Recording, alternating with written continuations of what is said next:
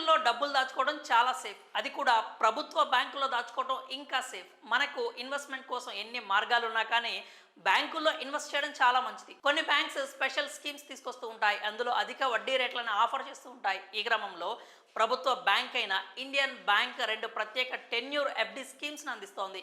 ఇందులో పెట్టుబడి పెట్టడం వలన ఖచ్చితంగా భారీ లాభాలను పొందొచ్చు. ఇక ఇంతకీ ఆ స్కీమ్స్ ఏంటి?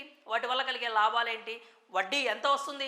పూర్తి వివరాలు మనం ఇప్పుడు తెలుసుకుందాం. ప్రస్తుతం ఇండియన్ బ్యాంక్లో ind super 300 days special fixed డిపాజిట్లు, ind super 400 days special deposit schemes అందుబాటులో ఉన్నాయి. వీటి ద్వారా తమ కస్టమర్లకు ఎక్కువ వడ్డీ రేట్లు ఇస్తోంది బ్యాంక్. అయితే ఈ 2 పథకాల్లో పెట్టుబడి పెట్టేందుకు కేవలం కొద్ది రోజులు మాత్రమే టైం ఉంది. ఈ స్కీమ్స్ గడువు నవంబర్ 30, 2024 దాకే ఉంది. ఇప్పటికే చాలాసార్లు ఈ స్కీమ్స్ గడువు పొడిగించారు. ఇక మరోసారి పొడిగించే ఛాన్స్ లేకపోవచ్చు. కాబట్టి నవంబర్ 30 లోపు ఈ స్కీమ్స్లో పెట్టుబడి పెట్టండి. మీ పెట్టుబడిపై అధిక లాభాలను పొందండి. ఇక వీటిలో ఎంతెంత వడ్డీ వస్తుందో పూర్తిగా తెలుసుకునే ప్రయత్నం చేద్దాం. ముందుగా ఇండ్ సూపర్ 300 డేస్ ఎఫ్‌డి స్కీమ్ విషయానికి వస్తే ఇందులో సాధారణ కస్టమర్లకు 7.05% వడ్డీ ఇస్తుంది ఇండియన్ బ్యాంక్. సపోజ్ వారు 5 లక్షల డిపాజిట్ కనుక చేస్తే వడ్డీ 29,700 దాకా వస్తుంది. అదే 60 ఏళ్లు పైబడిన సీనియర్ సిటిజన్లకైతే వడ్డీ 7.55% ఉంటుంది. అప్పుడు 5 లక్షలపై 31,800 దాకా వడ్డీ వస్తుంది. అదే సూపర్ సీనియర్ సిటిజన్స్కి అయితే ఇంకా బెనిఫిట్ అనే చెప్పాలి. వారికి ఏకంగా